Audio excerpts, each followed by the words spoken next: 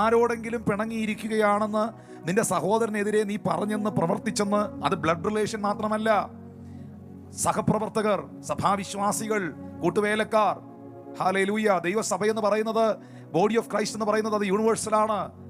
ഏതെങ്കിലും ദൈവദാസന്മാരോടോ പാസ്റ്റർമാരോടോ സഹപ്രവർത്തകരോടോ സഹോദരങ്ങളോടോ വ്യക്തികളോടോ നിനക്ക് എന്തെങ്കിലും ഉണ്ടെന്ന്, നിന്റെ മനസ്സിൽ എന്തെങ്കിലും കയ്പ്, മുറിവ്, വേദന ഉണ്ടെന്ന് നിനക്ക് ഓർമ്മ വന്നാൽ, പരിശുദ്ധാത്മാവ് നിന്നെ ഓർമ്മപ്പെടുത്തിയാൽ, നിന്റെ വഴിപാട് അവിടെ യാഗപീഠത്തിന്റെ മുമ്പിൽ വെച്ചിട്ട്, നമ്മുടെ ഭാഷയിൽ പറഞ്ഞാൽ പുസ്തകവും ബാഗും പാട്ടുപുസ്തകവും എല്ലാം അവിടെ വെച്ചിട്ട്, തമ്പേറും ഡ്രമ്മും അവിടെ വെച്ചിട്ട്, ഒന്നാമത് ചെന്ന് സഹോദരനോട് നിരന്നുകൊള്ളുക.